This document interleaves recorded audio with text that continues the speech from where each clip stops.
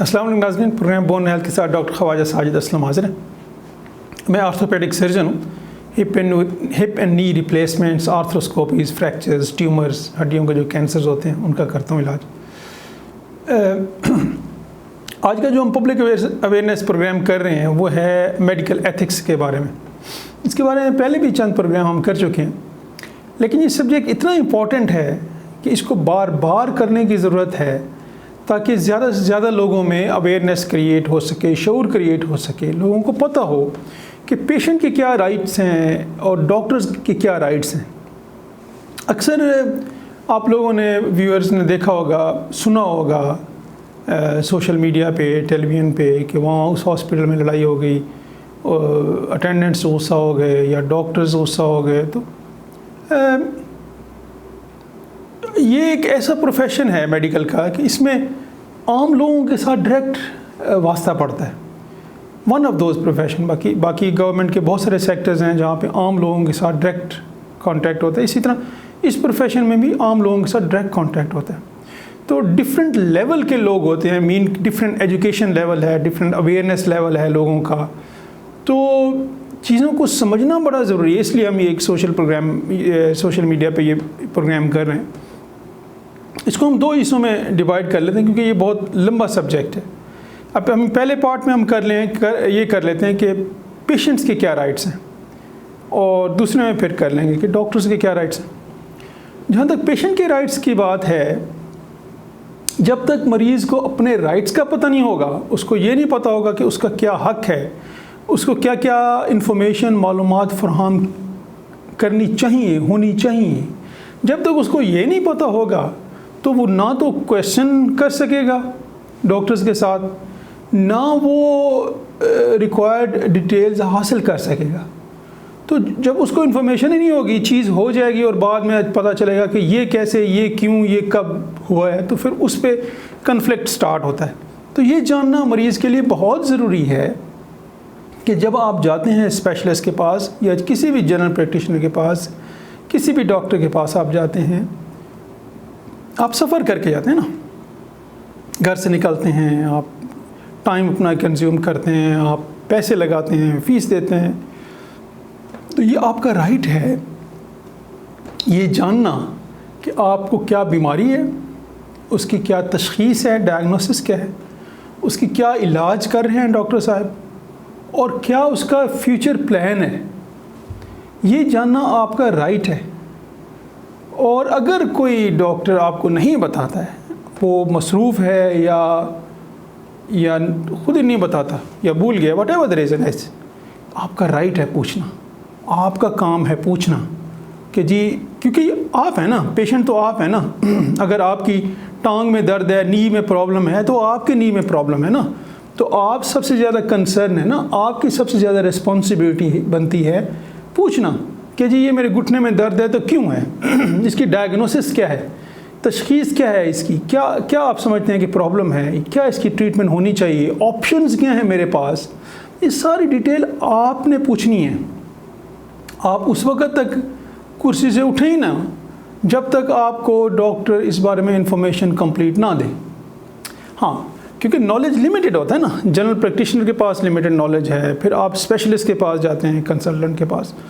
तो अगर तो कोई डॉक्टर से आप ये समझते हैं कि हमने 2-3 विज़िट भी कर लिए हैं और डॉक्टर साहब ने हमें सेटिस्फैक्ट्री रिस्पांस नहीं दिया है, हमें अभी तक ये नहीं मालूम कि हमें प्रॉब्लम क्या है बेसिकली, या हमारी ट्रीटमेंट जो चल रही है वो कब तक चलेगी या क्या हो रहा है, अगर आपको ये इशू हों और आप डॉक्टर से डिस्कस भी करें और आपको सेटिस्फैक्ट्री आंसर ना मिले, that is the time to change your doctor.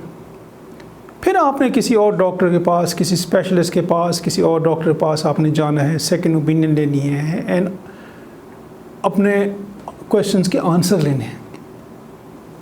इसी तरह ऑपरेशंस के दौरान सबसे अहम चीज़ होती है ना, जो मैंने अपने क्लिनिकल प्रैक्टिस पाकिस्तान में फील की है, क्योंकि मैं ज़्यादा अर्सा ओवरसीज़ में रहा हूँ, इंग्लैंड में।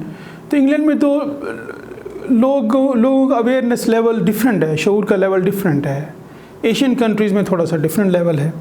तो यहाँ जो मैंने पाकिस्तान में चीज़ नोट की है, स्पेशली ऑपरेशन के लिए, कि अक्सर लोग वो जो कंसेंट फॉर्म होता है जिस पे आप साइन करता है मरीज़ या अटेंडेंट्स उसके साइन करते हैं कि हम ऑपरेशन की इजाज़त देते हैं, उसके ऊपर 8-10 टॉप पॉइंट्स लिखे होते हैं कि आप बेहोशी के दौरान ये प्रॉब्लम हो सकते हैं, ऑपरेशन के दौरान ये प्रॉब्लम हो सकते हैं, सारी चीज़ें लिखी होती हैं, डिटेल में लिखी होती हैं, उर्दू लैंग्वेज में लिखी होती हैं, इंग्लिश में लिखी होती हैं। अक्सर लोग उसको पढ़ते नहीं हैं, अक्सर लोग बग़ैर पढ़े उसको साइन कर देते हैं, मेजॉरिटी ऑफ देम। तो भैया आप उसके ऊपर साइन कर रहे हैं, वो एक लीगल डॉक्यूमेंट है, ठीक है ना। वो इसलिए बनाया गया है ताकि आपको ऑपरेशन से पहले सारी चीज़ें समझ आ गई हों और पता हो, फिर आप साइन करते हैं। तो ये आपकी रिस्पॉन्सिबिलिटी है। आपको जब पेपर दिया जाता है और डॉक्टर आपको एक्सप्लेन करता है कि ये प्रॉब्लम्स इस ऑपरेशन से रिलेटेड हैं, तो वो कागज़ के ऊपर मेंशन की होती हैं। ये आपका फ़र्ज़ बनता है उसको पढ़ना, उसको समझना। जो चीज़ समझ नहीं आती है आप सर्जन से दोबारा पूछें कि जी ये किस तरह है, ये कैसे है, ये चीज़ समझ नहीं आई हमें। तो जब तक आपको वो समझ ना आए आप उसके ऊपर साइन मत करें। ये आपकी रिस्पॉन्सिबिलिटी है, कोई और बंदा या डॉक्टर की रिस्पॉन्सिबिलिटी नहीं है ये। अक्सर लोग ये कहते हैं, उनको कहा जाना चाहिए अच्छा ये ऑपरेशन की ज़रूरत है आपको, तो वो कहते हैं डॉक्टर साहब जैसे आपकी मर्ज़ी। देखें भैया, ट्रस्ट लेवल एक अपनी जगह पे, आप डॉक्टर के पास आते हैं, सर्जन के पास आते हैं, आप ट्रस्ट करते हैं, इट्स गुड। क्योंकि जब तक आपको एक सर्जन पे ट्रस्ट नहीं है, आप अपना बच्चा, अपनी वालदा, अपने प्यारे लोग, अपनी बॉडी कैसे एक डॉक्टर के हवाले कर सकते हैं जब तक आपको उसके ऊपर ट्रस्ट नहीं होगा। That's very important, that's very good. लेकिन ट्रस्ट के बावजूद दिस इज़ यू, ये बॉडी भी आपकी है, ये बच्चा भी आपका है, ये पेशेंट भी आपका है, ये आपका है, डॉक्टर का नहीं है, उससे कोई रिश्तेदारी नहीं है उससे। तो ये आपका काम बनता है कि डॉक्टर से कंप्लीट डिस्कस करें, ये सारी चीज़ें पूछें और आप फैसला करें। ये फैसला करना, डिसाइड करना किसी भी ट्रीटमेंट के लिए, चाहे वो ऑपरेशन है या ऑपरेशन नहीं है, उसका फैसला सिर्फ आपने करना है, सर्जन ने नहीं करना है, डॉक्टर ने नहीं करना है फैसला उसका। डॉक्टर का काम, स्पेशलिस्ट का काम सजेस्ट करना है आपको डायग्नोस करना है आपकी बीमारी का, और आपके इलाज जो है वो तजवीज़ करना है, ऑप्शंस देनी है आपको। उसका डिसीजन आपने करना है कि कराना है या नहीं कराना है, because you are responsible at the end. आपका जिस्म है, आपका पेशेंट है, आप इसके ज़िम्मेदार हैं। जो चीज़ समझ नहीं आती है वो आप डिटेल में डिस्कस करना है। लेकिन ये कहना है कि जी डॉक्टर साहब जैसे आपकी मर्ज़ी, इट्स नॉट राइट। क्योंकि बाद में फिर वो जो चीज़ें आपको समझ नहीं आती हैं या जो complications related to that procedure होती हैं, वो फिर कन्फ्लिक्ट क्रिएट करती हैं।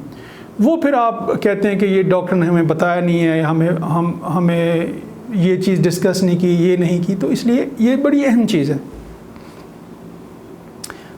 दूसरी इसके अलावा जो सबसे अहम चीज़ है वो है रिस्पेक्ट। मुझे ये बात अभी तक समझ नहीं आ सकी कि अगर मैं एक डॉक्टर की या एक नर्स की, एक टेक्नीशियन की रिस्पेक्ट नहीं करता हूँ, तो कैसे मैं अपना बच्चा उसको दे देता हूँ कि चलो इसका इलाज करें। कैसे मैं अपनी वालदा, अपना वालिद, अपने भाई बहन, अपना जिस्म एक अजनबी को जिससे मेरी कोई रिश्तेदारी नहीं है, कोई जान पहचान नहीं है, उसको मैं दे देता हूँ चलें जी इसका इलाज करें, जब मैं उसकी रिस्पेक्ट नहीं करता हूँ, जब मैं उस पर ट्रस्ट नहीं करता हूँ। रेस्पेक्ट जो है ना ये होती म्यूचुअल है। डॉक्टर्स या नर्सेज, वो डॉक्टर्स के लिए हम लोग दूसरा पार्ट करेंगे, लेकिन पेशेंट्स के बारे में ये हम प्रोग्राम जो करें, पेशेंट्स की को चाहिए कि रिस्पेक्ट दें। आप अगर रिस्पेक्ट नहीं देते, मिसाल के तौर पे आप हॉस्पिटल में जाके एक डॉक्टर, एक नर्स को से लड़ाई करें और फिर उसे कहें चलो जी मेरा इलाज करें, व्हाट डू यू एक्सपेक्ट कि वो आपका कैसे इलाज करेगा? मतलब एक सोचने की, कॉमन सेंस है, एक सोचने की बात है। तो इसलिए रिस्पेक्ट बड़ी ज़रूरी है।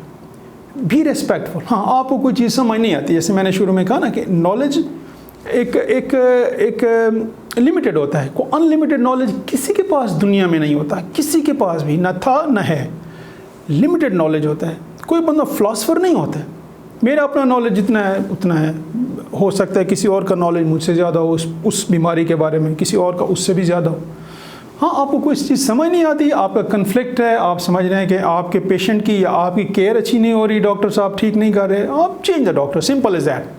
आप किसी और स्पेशलिस्ट के पास चले जाएं, किसी और डॉक्टर के पास चले जाएं, home you trust, home you believe that he can handle your patient और योर सेल्फ बेटर वे, आपको अच्छे अंदाज में वो आपको ट्रीट कर सकता है। लेकिन डिसरिस्पेक्ट होना, हॉस्पिटल में जाके लड़ाई करना या नर्सेज या डॉक्टर्स के साथ मिसबिहेव करना, that is not acceptable all over the world. ये हम एशियन कंट्री की बात नहीं कर रहे हैं, ऑल ओवर द वर्ल्ड। इसीलिए आपने देखा होगा दुनिया के हॉस्पिटल्स में, इवन हमारे हॉस्पिटल्स में इमरजेंसी के बाहर पुलिस ज़रूर होती है। वो उसका काम क्या होता है, वो इसी वजह से होती है कि अगर कोई बंदा आके मिसबिहेव करता है और लड़ने की कोशिश करता है तो then security will take care of that. हाँ, कितनी इफेक्टिव है वो एक अलग बात है, लेकिन that is what it is.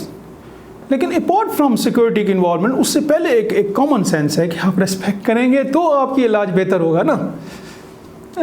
उसका ऑप्शन फिर जैसे मैंने बताया कि नहीं है तो आप change the doctor, change the hospital, simple is that. उसके अलावा बहुत सारे टॉपिक्स हैं, बहुत सारे इश्यूज़ हैं जो पेशेंट से रिलेटेड हैं। एक और चीज़ जो यहाँ पे मैं डिस्कस करना चाहूँगा वो है, जब आप पेशेंट को हॉस्पिटल ले आते हैं, मतलब ये भी एक वो चीज़ है जो मुझे अभी तक समझ नहीं आ सकी कि भैया आप 3 महीने तो घर बैठे रहे, 3 महीने आपने सियाने को दिखाया, क्वेक्स को दिखाया, मालशी को दिखाया, नॉन मेडिकल प्रोफेशनल से ट्रीटमेंट लेते रहे। जब केस ख़राब हो गया, हड्डी नहीं जुड़ी, मैं ऑर्थोपेडिक की बात कर लूँ ना, जब हड्डी नहीं जुड़ी, नॉन यूनियन में चली गई, उसके शॉर्टनिंग में चली गई, उससे रिलेटेड इश्यूज़ और कॉम्प्लिकेशन स्टार्ट हो गई, तब आपने सोचा कि अब हम डॉक्टर के पास जाते हैं। चलें जी, पहुंच गए हॉस्पिटल, आपने डॉक्टर ने आपसे डिस्कस भी कर लिया, सारी चीज़ें आपको बता भी दी। फिर आपकी तवक्कुआत का जो एक्सपेक्टेशंस का लेवल है वो इतना पहुंच जाता है कि अब हम हॉस्पिटल जब पहुंच गए हैं ना, तो अब ये डॉक्टर की ज़िम्मेदारी है कि हमारा मरीज़ ठीक हो जाए। जो चीज़ मुझे समझ नहीं है, पता नहीं लोग समझते हैं शायद जो हॉस्पिटल में लोग हैं या डॉक्टर्स या नर्सेज हैं या ये जादूगर हैं, जिन के बच्चे हैं, ये कोई नजूमी है। वो इंसान ही है ना, आपकी तरह, आम लोगों की तरह इंसान होते हैं। उनके पास अल्लाह ने डिफरेंट नॉलेज और स्किल दी होती है जिससे वो लोगों का इलाज करते हैं। लेकिन ये तवक्को रखनी है कि हम हॉस्पिटल में पहुंच गए हैं, अब 3 महीने तो घर लेटे रहे और 2 दिन के बाद पूछते हैं डॉक्टर से जी या नर्सेज से, जी हमारा मरीज़ ठीक नहीं हुआ अभी तक, तो मतलब कोई मैजिक तो है नहीं किसी चीज़ में। इसलिए ये चीज़ें डिस्कस करना डॉक्टर के साथ बहुत ज़रूरी है। आपका एक्सपेक्टेशन लेवल, तवक्को का लेवल, तवक्कुआत का लेवल इतना नहीं होना चाहिए कि आप 1 महीना 2 महीने घर में रेस्ट करें और कहें जी 2 दिन या 1 दिन में पेशेंट ठीक हो जाए। तो इसलिए जो पहले भी हमने कुछ प्रोग्राम्स किए हैं कि अर्ली प्रेजेंटेशन, जितनी जल्दी आ जाएं हॉस्पिटल में उसके क्या फ़ायदे हैं। तो इसलिए फिर बात वहीं आ जाती है कि कम्युनिकेशन गैप नहीं होना चाहिए। जब आप हॉस्पिटल में जाते हैं तो have a detail discussion. I understand that बहुत सारे डॉक्टर्स के पास, स्पेशली गवर्नमेंट हॉस्पिटल्स में, इतना टाइम नहीं होता क्योंकि डॉक्टर्स की और नर्सेज की नंबर कम है, नंबर ऑफ़ पेशेंट्स बहुत ज़्यादा हैं। तो डिटेल में आधा घंटा लगा के एक मरीज़ को सारी चीज़ बताना बहुत मुश्किल है, नियर टू इम्पॉसिबल है। लेकिन स्टिल आप किसी फारिग टाइम में जाएं, डिटेल में आप कंसल्टेंट से डिस्कस करें, आप जूनियर डॉक्टर से डिस्कस करें, बट यू हैव टू अपने और अपनी फैमिली की सेहत का ख्याल रखिएगा। इस तरह के हम प्रोग्राम बाद में भी करते रहेंगे मेडिकल एथिक्स के बारे में, बट जैसे मैंने शुरू में कहा ना कि ये आपकी रिस्पॉन्सिबिलिटी है। जब तक आपको पता नहीं होगा कि आपका राइट क्या है तो आप उस बारे में बात नहीं कर सकेंगे। डिस्प्ले पे मेरा नंबर है, मैं ऑर्थोपेडिक सर्जन हूँ, किसी ने कॉन्टैक्ट करना है तो you are most welcome. Thank you.